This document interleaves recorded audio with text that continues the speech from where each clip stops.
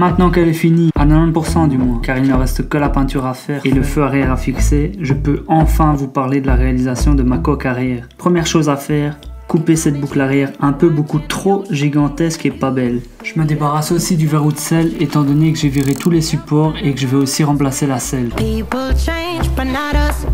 Là je me suis dit allez, on protège la moto, je fais un joli fond de selle et ça ira comme sur des roulettes, vite fait bien fait, merci au revoir. Sauf que je voulais ça, ou quelque chose du style, et forcément ça complique un peu la tâche. J'ai donc cherché à faire un moule et me suis rendu compte que ce qu'il restait de la boucle arrière était encore trop long. Et je l'ai donc encore raccourci. Mon premier moule rendait vraiment pas ouf, donc je me suis dit que j'en ferais un en J-Proc. Ça me donnait une bonne idée du rendu final, mais ça me plaisait toujours pas. J'ai donc fini par découper dans de l'alu la forme que je voulais obtenir.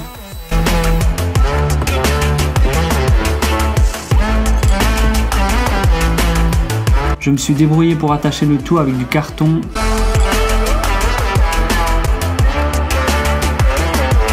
Voilà, mon moule est fini. Bon, il n'y a plus qu'à maintenant. Comme je compte le faire en résine de polyester et en fibre de verre, je découpe et adapte déjà ma fibre de verre pour avoir plus facile lors de l'application. Vous comprendrez mieux avec les images quand je serai occupé. Je mettrai donc une couche d'un tissé, de la résine, une couche de mat de verre, de la résine, une dernière couche d'un tissé et encore une fois de la résine.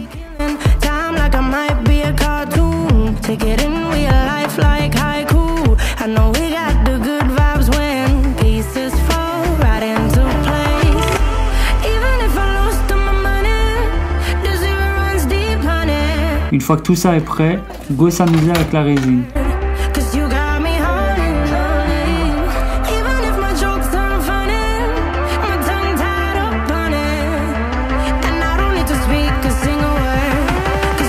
Je pense que j'avais fait 300 grammes plus ou moins, et comme le durcisseur doit faire 3% du poids, j'en ai donc mis 9 grammes.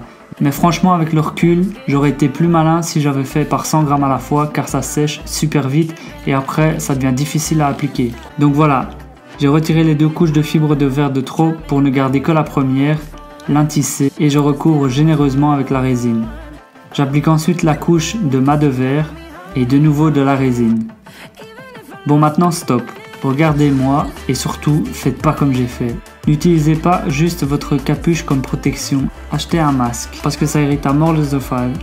Il reste donc finalement à mettre encore de la résine sur la dernière couche d'un tissé et de laisser sécher le tout 24 heures.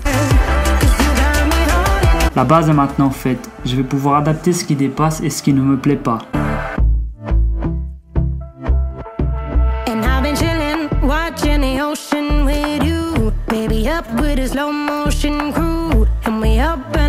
Une nouvelle fois, faites pas la même erreur que moi et essayez de faire les découpes en extérieur. Ça évitera de polluer tout l'air d'une pièce pour rien.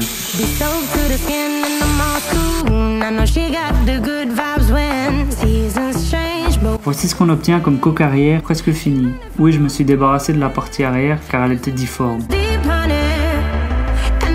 Vous en faites pas, le prochain épisode arrive bientôt. On parlera du fond de selle, mais en attendant, abonnez-vous, lâchez un gros like, commentez la vidéo si elle vous a plu ou si vous avez des choses à redire. Et je vous attends nombreux sur l'Instagram de la moto, flow-transfo-moto.